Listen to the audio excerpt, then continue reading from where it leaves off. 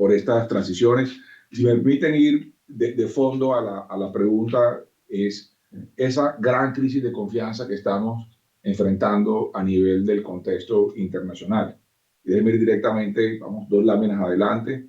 Ese contexto internacional estamos básicamente enfrentando una gran crisis de confianza. Y lo que estamos viendo hoy es que básicamente se ha puesto nuevamente la resiliencia del mundo a prueba con el reseteo que se está haciendo del sistema de comercio. Estas gráficas las presentó la presidenta y las traigo justamente porque las presentó la semana pasada la presidenta del Fondo Monetario el 17 de abril pasado, justamente para reflejar el crecimiento de la volatilidad, no solamente por cuenta de la incertidumbre en materia de política comercial que se ha disparado, como ustedes lo ven, a los niveles más altos, sino que también ha tenido un impacto en los mercados financieros dramáticos y, por supuesto, las acciones han caído en el mercado mundial. Y eso está pasando en la medida que vamos hablando porque hay una gran incertidumbre, es como la constante de lo que se está respirando hoy en estas sesiones. Vamos a la siguiente. En el contexto, ustedes ya lo ven ahí, no hay una convergencia de los aranceles, han vuelto nuevamente a desacoplarse, las barreras arancelarias se están activando, me imagino que ustedes lo habrán revisado en varias oportunidades el día de hoy. Vamos a la siguiente. Y esto se da, digamos, por 3 elementos de contexto. Yo diría que el primero es un sentimiento de injusticia, que hay un sentimiento en la gente de que se avanzó en la globalización, pero dejó mucha gente afuera. Ese sentimiento de justicia está no solamente en el sur, también está en el norte. Y esto ha provocado justamente esta activación del inicio de una gran guerra comercial. También hay unos asuntos de seguridad nacional, porque se quedaron evidenciados durante la pandemia de que las cadenas globales de valor no estaban siendo suficientemente resilientes frente a disrupciones como las que vimos de COVID. Y por supuesto, la discusión también se está apalancando de un elemento, y es que hoy es más importante el lugar donde se fabrican las cosas que su costo. Por lo menos eso es lo que ha tomado posición al interior de los debates nacionales. ¿Cuáles son las consecuencias de esto? Y obviamente las consecuencias son dramáticas, porque estamos viendo cómo sube bruscamente la tasa arancelaria, cómo los 3 grandes bloques, porque aquí sí que de verdad el tamaño importa, China, Estados Unidos y la Unión Europea, son los 3 bloques más importantes en materia de comercio que están en este momento generando la tensión.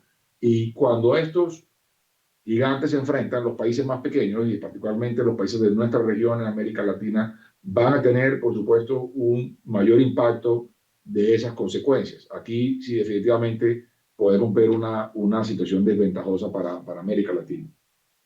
Entonces, 3 elementos de esta consecuencia, y es que la incertidumbre sale cara, la incertidumbre nos va a terminar costando más en términos de financiamiento, nos va a terminar costando en términos de avance de los proyectos de inversión, de los flujos de inversión.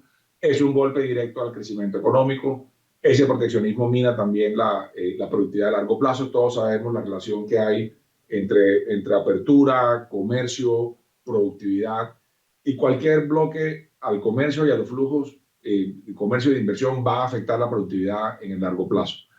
El comercio, por supuesto, se va a seguir moviendo, pero esa perturbación va a llevar costos. En distintos países lo podrán percibir de una manera o de otra. Entonces, ¿cuál es la perspectiva entonces de crecimiento en las principales economías? Pues ya lo vimos hoy, es una perspectiva de bajo crecimiento, es una revisión, no es un escenario dramático inicialmente, pero sí hay una reducción en las previsiones de crecimiento. Lo que sí hay que tener en alerta es que han subido las probabilidades de la recesión a casi un 40%.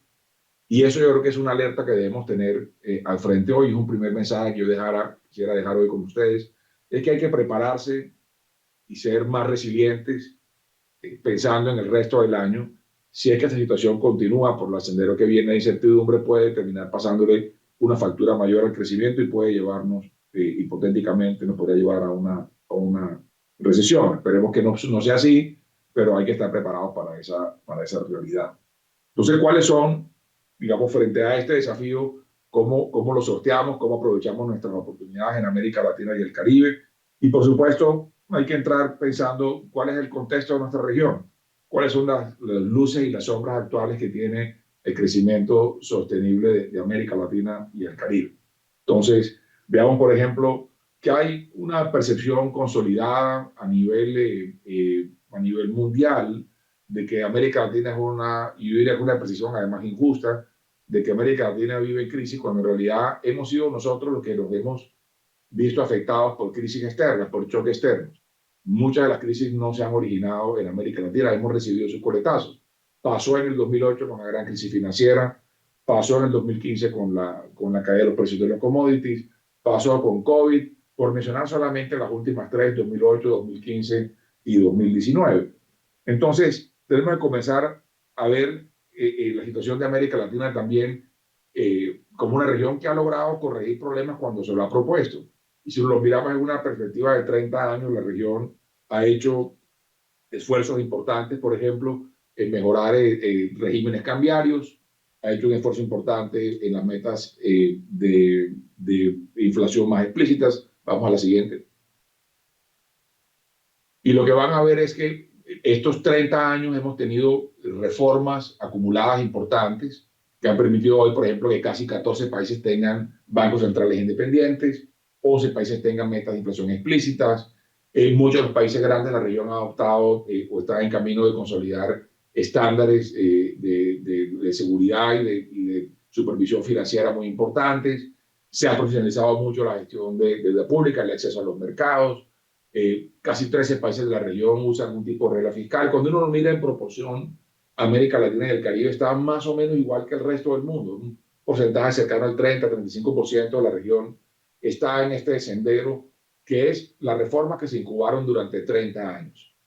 Y eso habla del vaso medio lleno de América Latina y el Caribe. Pero también ahora hay que ver el vaso medio vacío de América Latina y el Caribe. Y es que a pesar de esas reformas, tenemos un problema de estancamiento en la reducción de pobreza, un crecimiento de los problemas de delincuencia y de los mercados criminales transnacionales en América Latina. Y además la región se está envejeciendo sin haber resuelto los problemas de pobreza y desigualdad.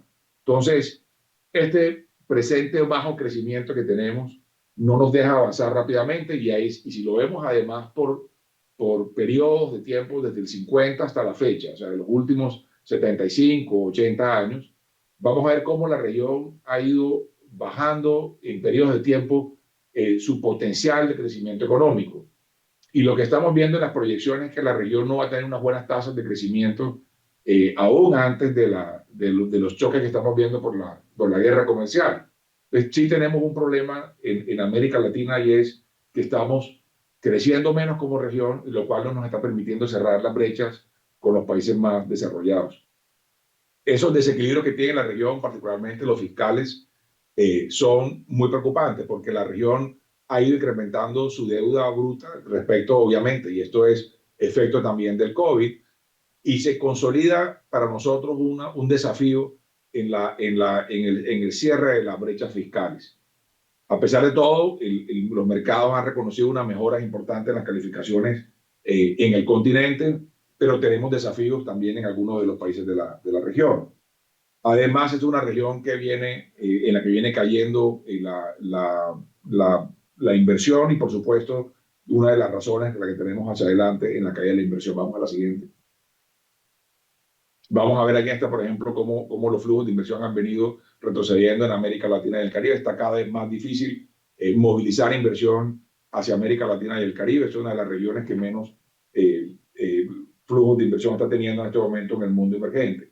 Y por supuesto, en el tema del contexto comercial, ahí también tenemos una gran oportunidad para crecer el comercio interregional. Ha sido una dificultad para la región aumentar ese intercambio comercial dentro de la región, en parte, yo diría no solamente por los temas de la especialización que hemos tenido de materias primas en algunos países de la región, especialmente en Sudamérica, sino también por los desafíos en infraestructura y conectividad que tenemos al interior de América Latina y el Caribe. Y el rezago, además de la región en productividad con respecto a otros bloques, se sigue acentuando. Ya hemos visto a finales del año pasado el reporte del expresidente del Banco Central Europeo, de Mario Draghi, con respecto a la preocupación que tienen los europeos por el rezago frente a Estados Unidos en productividad, pero esto es más dramático todavía en el caso de América Latina y el Caribe. Entonces tenemos que pensar en palancas que nos ayuden a incrementar la productividad en América Latina. Esto pasa por disminuir la informalidad. Y cuando hablamos de la informalidad, estamos hablando de una oscilación en América Latina de países que tienen tasas por debajo del 23% de informalidad, como el caso de Chile, como el caso de Uruguay, a países que están cercanos al 85% de informalidad, como el caso de Bolivia. El promedio de la región anda en 50, 55% de informalidad y Colombia está más o menos en esa zona. De manera que tenemos una complejidad muy grande para elevar la productividad y resolver los problemas de informalidad. Y la informalidad tiene que resolverse con buenas reformas laborales que permitan generar empleo formal que ayude justamente a dinamizar la productividad. Por supuesto, también tenemos que enfrentar dinámicas sociales como lo es el envejecimiento de la población, la caída de la natalidad.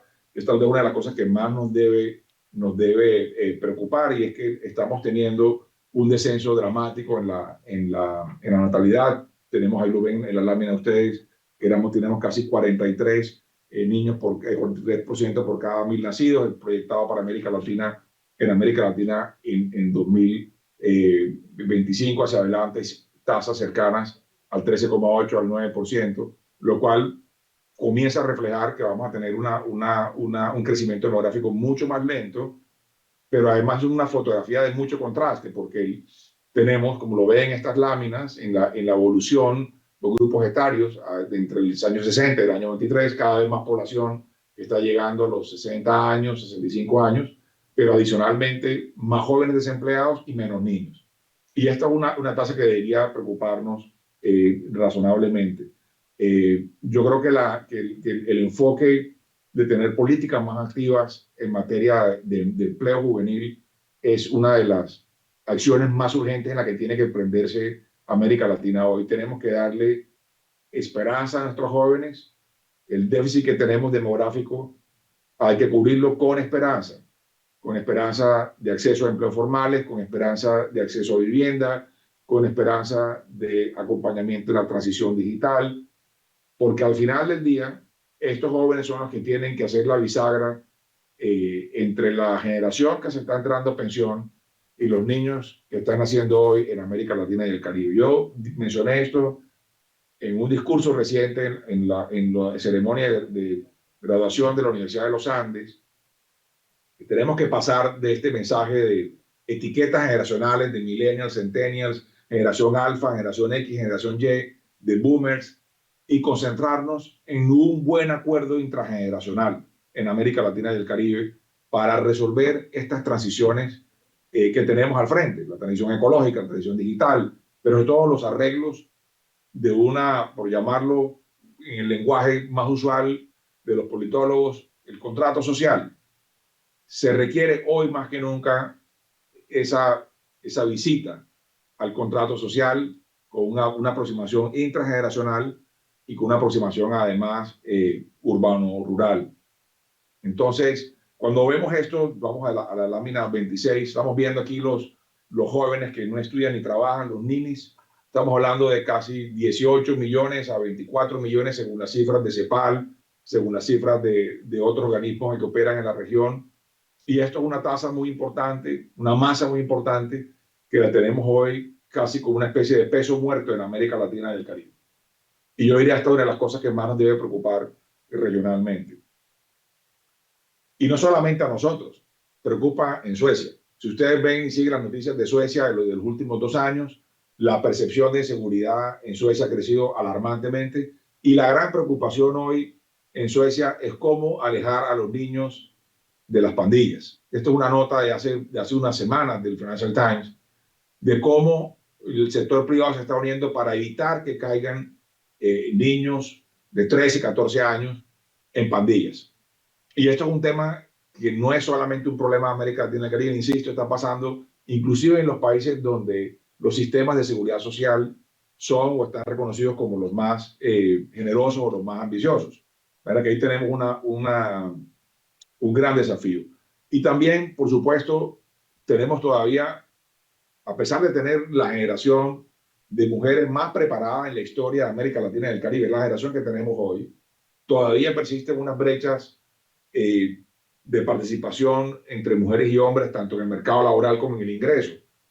Y hay muchísimos estudios que hemos adelantado desde la banca multilateral, de organismos multilaterales, sobre lo que significaría para el crecimiento económico si logramos cerrar más la brecha de oportunidades laborales y de ingresos para las mujeres en América Latina y el Caribe.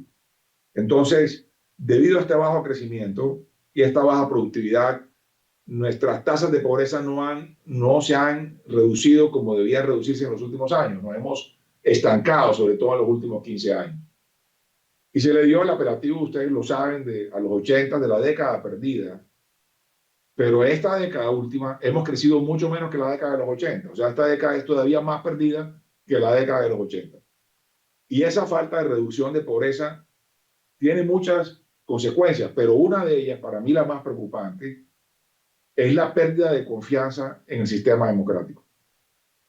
Es tal vez esa, de pronto, una de las expresiones más preocupantes de haber perdido, digamos, la dinámica en la reducción de la pobreza.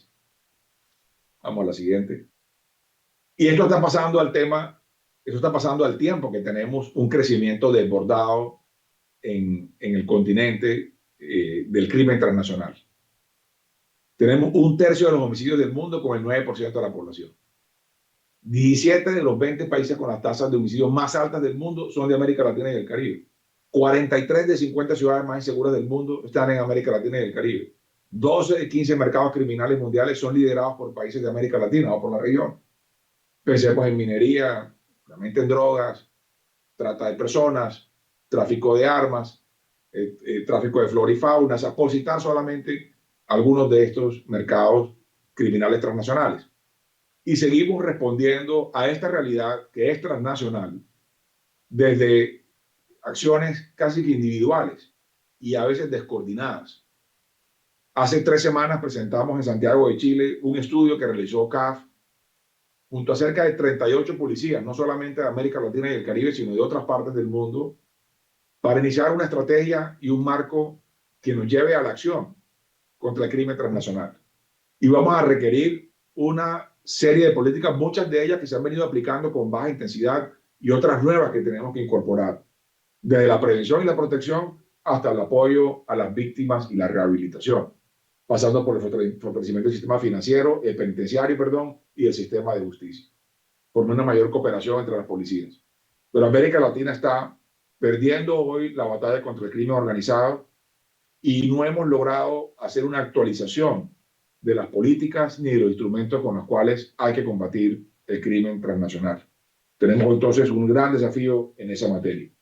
En conclusión, la región enfrenta una especie de paradoja, una paradoja de tener un vaso medio lleno, una región de paz que no está en conflicto, y al mismo tiempo una región, una especie de vaso medio vacío, con bajo crecimiento, baja productividad, problemas de delincuencia, envejecimiento, sin haber resuelto los problemas de pobreza y desigualdad.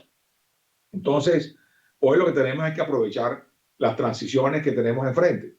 Cómo transformamos nuestro crecimiento, cómo logramos elevar nuestro crecimiento con sostenibilidad ambiental, con aprovechamiento de la ola digital, con aprovechamiento de la transición energética. Y que estas transiciones nos permitan sentar las bases para un crecimiento mucho más alto en la próxima década en América Latina y el Caribe. Entonces, veamos, por ejemplo, que en el caso de cambio climático, aquí tenemos una oportunidad de prepararnos para la resiliencia. Lo que nos está mostrando la naturaleza es que hemos tenido un incremento, casi que se ha doblado el número de eventos extremos entre la década de los 80 y 90 a los primeros 20 años de este siglo. Y el número de personas afectadas va creciendo constantemente cada año y obviamente el costo de estos eventos también. El efecto para América Latina y el Caribe ha sido devastador y costoso. Estamos hablando de más de 7.500 millones de dólares anuales de pérdida solamente en los últimos 2 años, en el 23 y en el 24. Se han afectado más de 259 millones de personas en total en la región por los daños causados hasta el momento. Esa crisis climática es además una crisis hídrica, esencialmente. Es un manejo de los recursos hídricos en la región. Y toda nuestra infraestructura hídrica o está obsoleta o necesita actualización, tanto la de agua como la de saneamiento, como las represas, como los jarillones o las protecciones a las líneas costeras y las líneas fluviales.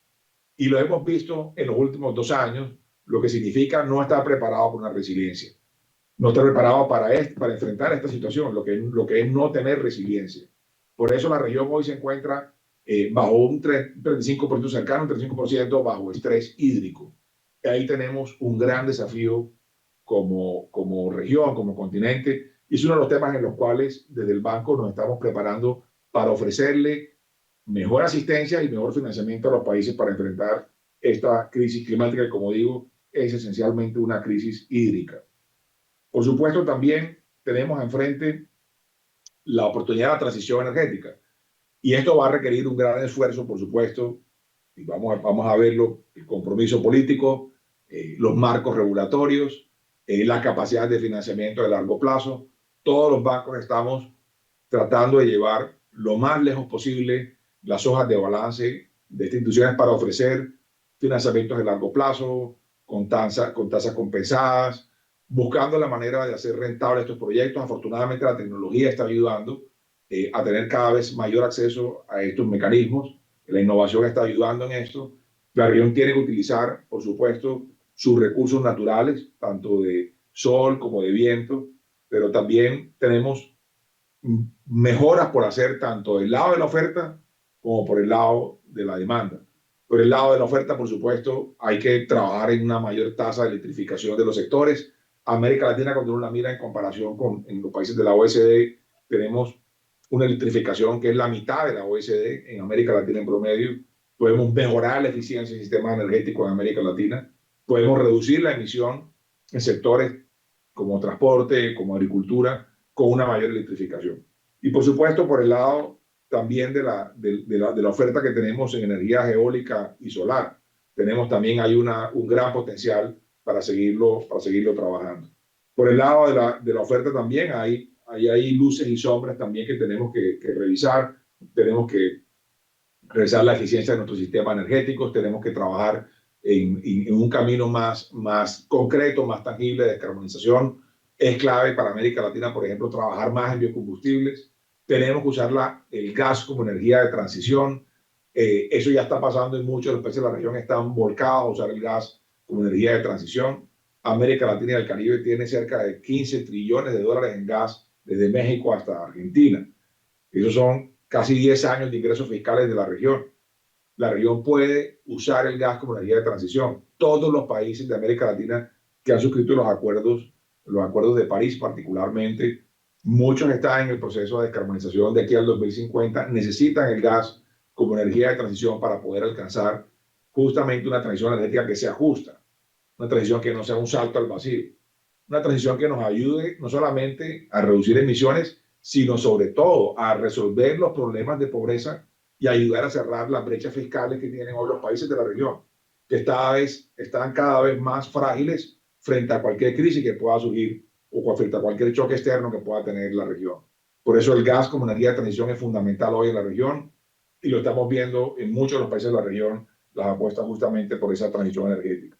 Entonces, podemos ver también que tenemos, además de la transición ambiental, de la transición energética, una oportunidad también en la denominada cuarta revolución industrial, que no es otra cosa que acelerar la digitalización de América Latina y el Caribe, darle la oportunidad a la región de que avance de manera rápida en infraestructura digital. En un foro que tuvimos a comienzos del año en Panamá, decía el empresario Stanley Mota, que de las muchas cosas que se habían resuelto en América Latina en los últimos años, muchas de ellas habían pasado simplemente gracias a la revolución tecnológica y hacía referencia particularmente a las comunicaciones. Recuerden ustedes que antes del celular, hablemos de finales de los 80s, comienzo de los 90s, nosotros no logramos en América Latina entregar los servicios de comunicación, de telecomunicación, de telefonía, ni urbana ni rural, dar la cobertura plena. Estos servicios se han extendido gracias al cambio tecnológico y a la inversión del sector privado, que ha permitido que logremos darle servicios de comunicación y además abaratar los costos del minuto dentro de la región. Es decir, muchos de los problemas que se han solucionado en América Latina y particularmente los de comunicaciones se han solucionado gracias a las mejoras tecnológicas y a aprovechar a crear marcos regulatorios que permitieron la inversión que se ha hecho en los últimos años en América Latina importante en materia de conectividad. Ese es el camino que hay que seguir. Tenemos que seguir por el camino de una digitalización más acelerada, aprovechar las plataformas que ya tenemos hoy, invitar más al sector privado, crear marcos regulatorios justamente para este propósito. Entonces, lo que vemos por delante es un mayor uso y una mayor eficiencia en la inteligencia artificial. Eso es lo que tiene que apostar en la región. Todos los bancos y todas las instituciones que estamos operando en América Latina estamos trabajando más aceleradamente en más alianzas con el propósito justamente de ayudar a las empresas a usar más rápidamente los beneficios, particularmente de la inteligencia artificial, especialmente en los procesos industriales. Pero cuando vemos los datos, sabemos que estamos tremendamente rezagados con respecto a la OECD, tremendamente rezagados con respecto al sur de Asia. Hay áreas críticas, como por ejemplo la importación de bienes de capital en TICs, donde tenemos que seguir avanzando. Hay temas de índice de desempeño logístico que tenemos que cubrir. Tenemos que resolver problemas, por ejemplo, también de materia de capital humano, de preparación de capital humano. Trabajar más en ciberseguridad es uno de los temas más desafiantes hoy para América Latina y el Caribe. Cuando hablamos de los mercados criminales transnacionales, ahí están metidos también los temas de ciberseguridad. Entonces tenemos ahí un desafío grande en materia de inversión y una oportunidad. Y yo diría, estas tres transiciones se hacen en una región que hemos definido como una región solución. América Latina y el Caribe sigue proveyendo alimentos para casi 1.300 millones de personas a nivel mundial. América Latina y el Caribe es una de las regiones que tiene las mayores reservas probadas de minerales y metales para la transición energética. La región lo que tiene que hacer es trabajar para evitar una reprimarización de nuestros productos y entrar a convertirse realmente en una región solución. Navegar en las circunstancias geopolíticas actuales, geoeconómicas actuales, reforzar las alianzas con otros bloques y buscar la manera de reactivar más los flujos de inversión a la región. Todo esto lo vemos posible y viable en la región en la medida en que logremos trabajar en una integración mucho más efectiva al interior de la región, menos en la parte discursiva y más en la parte de acciones concretas que permitan fomentar la integración energética o la integración comercial, o la integración digital, o la libre movilidad de capitales, de bienes, de servicios al interior de América Latina y el Caribe. Quisiera dejar con ustedes, además, para finalizar, este documento que presentamos justamente en Chile, que lo habíamos hablado con María Claudia, es un documento que resume y actualiza 20 años de conocimientos que el Banco CAF ha estado haciendo desde el 2004. Han sido reportes de la región anuales, desde transformación productiva hasta energía, pasando por seguridad, por desarrollo local. Y lo que hicimos fue actualizar todo ese conocimiento con las transiciones que estamos viviendo ahorita, la transición energética, la transición ecológica o ambiental, la transición de carácter digital, en el contexto que estamos viviendo de una región que tiene menos niños, más jóvenes desempleados, más adultos entrando a la edad de pensión, sin poder tener acceso a esa pensión.